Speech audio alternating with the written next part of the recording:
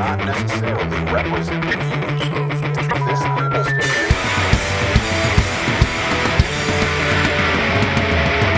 I only have 8 hours. 8 hours with this Ram 1500 HEMI 5.7 liter V8. Welcome back, channel. As you know, my 2002 Ford F-150 Super Screw finally died. The engine, the 4.6 liter Triton, seized and locked up at 300,000 miles. Now, I have some work to do today, and it's a Sunday.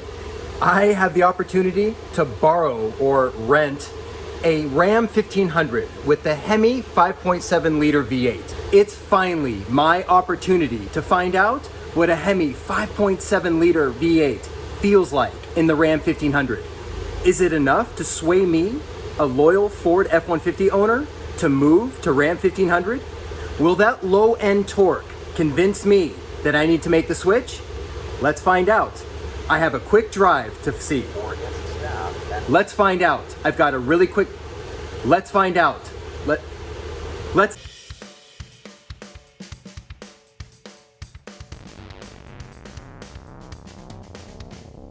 Ram 1500 with the third generation HEMI 5.7 liter V8 engine. This cast iron aluminum head, 16 overhead valve, 10 to 5 to 1 compression engine pumps out 395 horsepower with an impressive 410 pound-feet of torque. Although the combustion chambers are no longer truly hemispherical, it uses a coil unplugged distributorless ignition system and 2 spark plugs per cylinder to shorten flame travel, leading to more consistent combustion and reduced emissions. This 5.7 liter V8 HEMI I'm driving today was lucky enough to receive the revisions Chrysler made to this engine back in 2009. Some of the notable features include variable camshaft timing, revised cylinder heads to increase flow, revised intake manifold, and some applications receiving the multi-displacement system, which can shut off 2 cylinders on each bank under light load to improve fuel economy. Let's find out if this modern-day HEMI-ish engine can impress me, a loyal Ford F-150 enthusiast. The following is a public access. Now, the first thing I noticed getting in this Ram 1500 is how much room there is compared to my 2002 Ford F-150 Super Screw that recently just died and locked up and seized. The back seat feels like a gymnasium. I know my boys, my 2 sons, are gonna have plenty of room back there, especially for their car seats. Just sitting in here, it feels much more spacious, but that's what I would expect driving a much more modern truck compared to, again, to my 2002 Ford F-150. Now, the moment of truth is always the low-end torque with the HEMI V8. I'm gonna find out right now, even just with moderate acceleration, just that torque can sway me right now. Shut the door, God. Immediately, this feels so much different than my Ford F-150 and the single and double overhead cam V8s that Ford produces. This pushrod HEMI V8 has immediate low-end torque, and it hits hard immediately. It's pretty impressive, and in fact, it surprised me because I didn't think it would impress me so much off the bat. But just giving it moderate acceleration, you can definitely feel that it has that low-end grunt and that torque. Immediate impressions of the handling, well, I mean, it feels like a big truck. It really does. It's just, that's the nature of these vehicles. Everything from the compliance to the bushings, it has to be able to comply and feel comfortable for daily driving. But it also has to support, the tires broke loose there, I didn't even mean to. Now, this truck does sit up much higher than my 2002 Ford F-150 Super Screw, so it's a little bit deceiving on the turns because there is it's a little bit, oh my God, I can't get anything done. I don't know what I'll use. They design these for more compliance and comfort for daily driving, because how often is this going to be solely an off-road vehicle? This is a 4x4 Ram 1500, however, they still have to make it compliant for daily driving, so the bushings and suspension will offer compliance for asphalt and really mall crawling.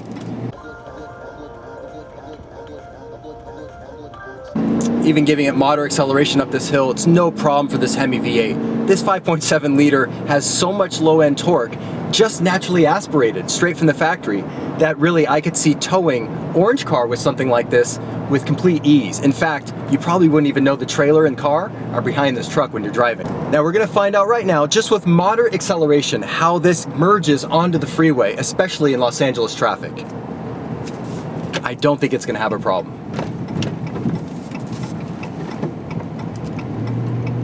Straighten it out first, obviously. Give it some gas.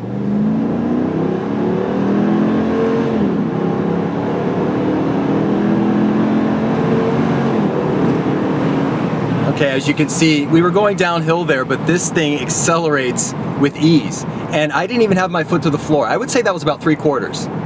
And I could definitely see towing really anything that my father and I would use to take to the track with a truck like this, no problem.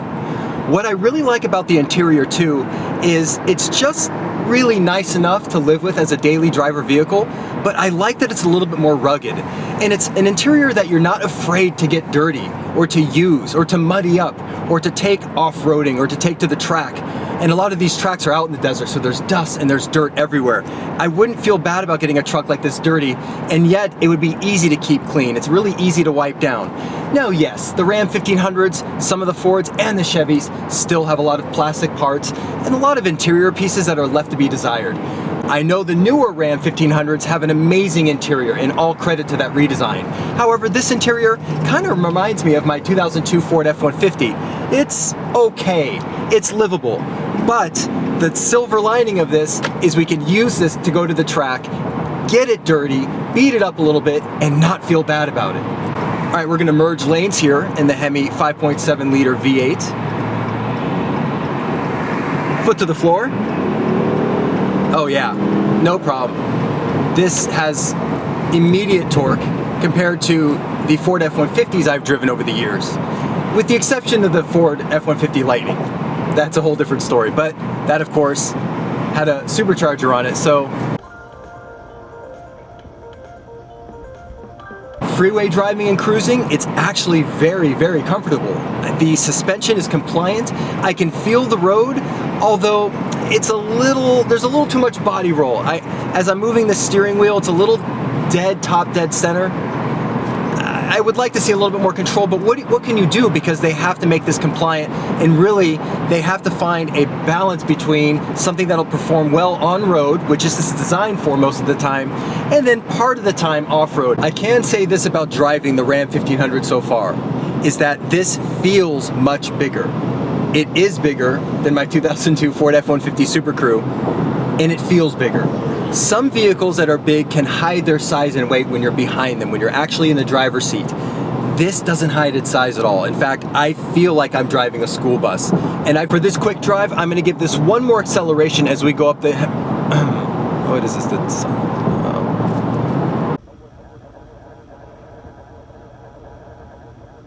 We are on the 210 freeway, and we are climbing up a freeway mountain pass that has a pretty significant grade. And I know what it feels like driving in my Ford F-150 with the 4.6 liter V8. We're gonna see what it feels like with this HEMI 5.7 liter V8. Woo! That's a consistent torque curve. Wow. Okay, I can't do much more because of traffic, but I can tell keeping my foot in that, there would be no problem getting up this grade, even with a trailer and a car behind it. Very impressive for a naturally aspirated 5.7 liter V8. Access program and does not necessarily represent the Overall, I really enjoyed the 8 hours or so I had with this Ram 1500 and HEMI 5.7 liter V8 engine. The truck did drive and handle as I expected it would.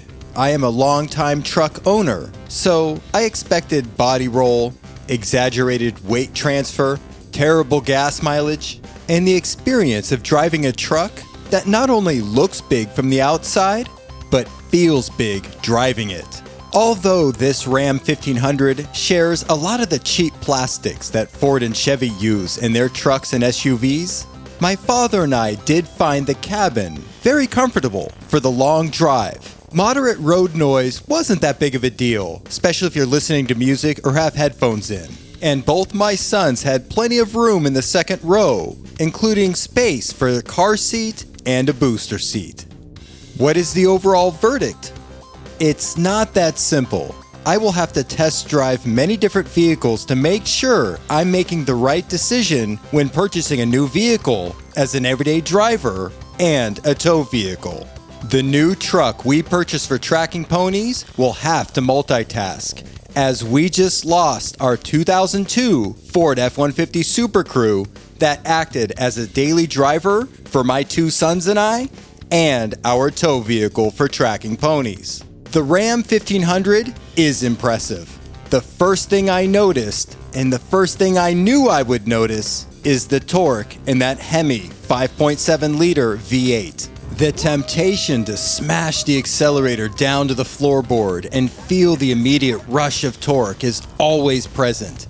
It's always difficult to avoid the temptation to do just that. I was never in the market for a Ram 1500, and really, I never considered myself a HEMI 5.7 liter V8 owner. However, after this quick drive, and watching the car market and resale values fluctuate day to day, I'm going to keep the Ram 1500 on the list because I want to do a few more test drives. I want to compare the drivability, power, gas mileage, towing capacity, range.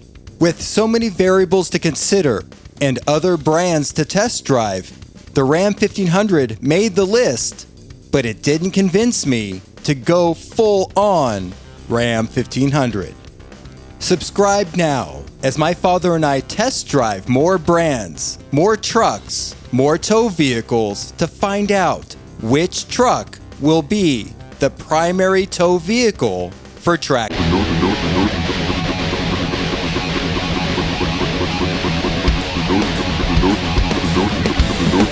The notification bell.